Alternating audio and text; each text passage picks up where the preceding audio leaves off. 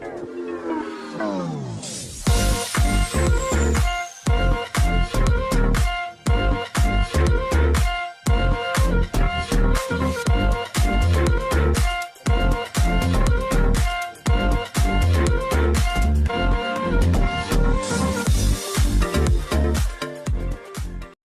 semua, salam sejahtera Malaysia. Selamat datang ke channel Fels Lifestyle.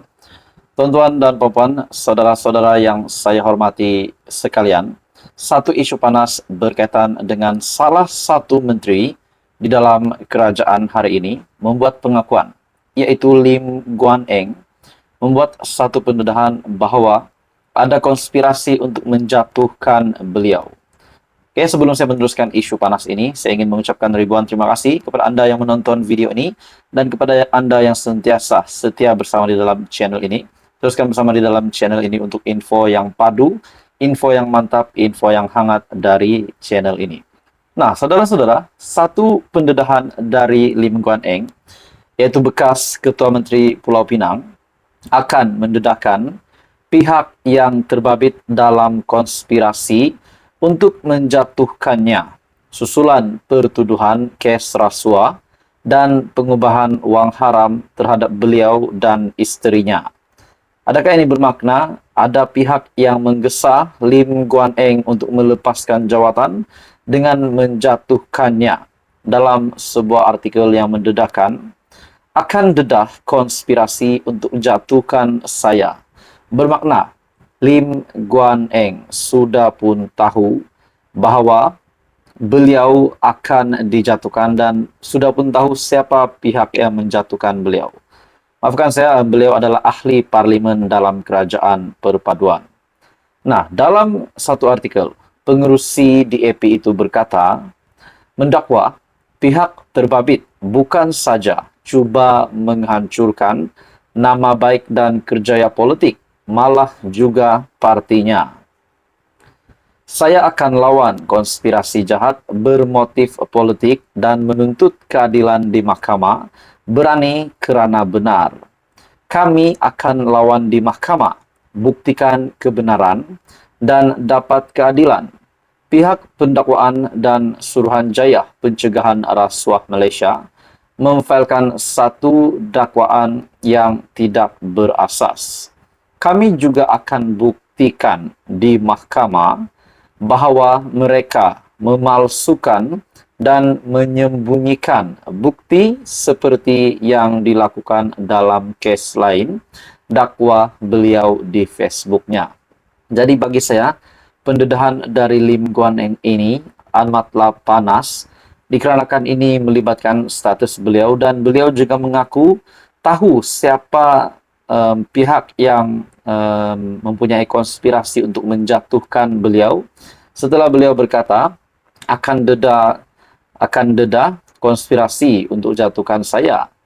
Dalam satu artikel ini, Guan Eng mengaku tidak bersalah atas pertuduhan itu, didakwa melakukan kesalahan itu dengan cara mengambil tindakan memastikan syarikat Magnificent Emblem Sendirian Berhad ditawarkan jemputan cadangan perkampungan pekerja di lot 631 Mukim 13 Juru, seberang Perai Tengah, dan sebahagian lot 282 Mukim 13 Batu Kawan, seberang Perai Selatan Pulau Pinang bernilai RM 11 juta yang Gek Cheng secara tidak langsung mempunyai kepentingan.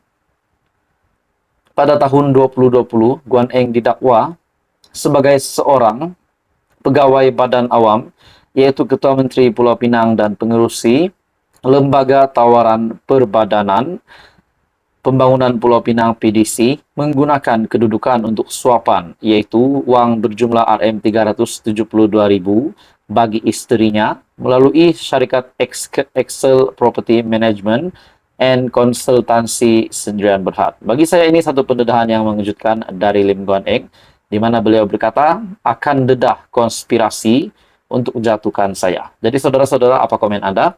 Teruskan bersama di dalam channel ini untuk info yang seterusnya. Jangan lupa tekan butang like, share, dan subscribe. Halo semua, salam sejahtera Malaysia. Selamat datang ke channel Fels Lifestyle. Terima kasih kerana masih setia bersama di dalam channel Fels Lifestyle. Setelah kita digemparkan dengan kenyataan Presiden PAS sendiri, setelah kita digemparkan dengan kabar angin bahwa terdapat cakap-cakap PAS mungkin akan menyertai kerajaan. Nah, ini menjadi satu spekulasi besar yang pasti mengejutkan ramai dan juga bagi saya pasti memeningkan ramai orang. Nah, saudara-saudara, tuan-tuan dan puan-puan, kita dapat lihat pengakuan Hadi Awang sebelum ini bahwa terdapat beberapa pemimpin dari kerajaan yang menawarkan parti itu, parti pimpinan Hadi Awang yaitu PAS, untuk menyertai kerajaan perpaduan. Pengakuan Hadi. Nah, persoalannya saudara-saudara, kita dapat lihat PAS adalah parti yang mempunyai kerusi terbanyak di dalam semasa PRU 15 yang lepas. Jadi persoalannya, kalau PAS nak menyertai kerajaan perpaduan, sudah semestinya mereka mahu status ataupun jawatan yang tinggi di dalam kerajaan. Mungkin paling minimum pun adalah timbalan Perdana Menteri dari PAS. Persoalannya, kalau ini benar berlaku, apa pula akan jadi kepada Muhyiddin? Bagaimana pula dengan Perikatan Nasional? Adakah akan bubar? Adakah Muhyiddin akan meletakkan jawatan? Dan bagaimana pula status timbalan Perdana Menteri hari ini, yaitu Ahmad Zahid Hamidi dan juga Fadilah Yusof. Nah, ini menjadi memeningkan ramai orang kalau benar-benar PAS tiba-tiba menyertai kerajaan perpaduan. Nah, akhirnya Zahid Hamidi membuat satu kenyataan yang menggemparkan PAS sendiri. Adakah memang benar pemimpin kerajaan yang memanggil Hadi Awang, menawarkan Hadi Awang untuk menyertai kerajaan itu memang benar-benar ada ataupun hanya dibuat-buat? Nah, itu pun menjadi persoalan juga. Kenyataan Zahid yang memeningkan kepala ramai orang yang pasti mengejutkan. PAS jangan nak perasan berangan sertai kerajaan perpaduan, kata Zahid Hamidi. Wow, bagi saya ini satu kenyataan yang pedas untuk diterima Tan Sri Abdul Hadi Awang sendiri. Kenyataan timbalan Perdana Menteri satu yaitu Ahmad Zahid berkata PAS jangan nak perasan. Jangan nak perasan, kononnya ada orang tawarkan sertai kerajaan perpaduan, kata Datuk Seri Ahmad Zahid Hamidi kepada Tan Sri Abdul Hadi Awang. Timbalan Perdana Menteri berkata demikian sebagai mengulas kenyataan Hadi yang juga Presiden PAS bahwa ada pihak dalam kerajaan menghubunginya untuk berjumpa bagi menawarkan PAS menyertai kerajaan perpaduan. Ahmad Zahid yang juga Presiden UMNO berkata, seeloknya PAS terus bersatu dan sekutu lain dalam Perikatan Nasional.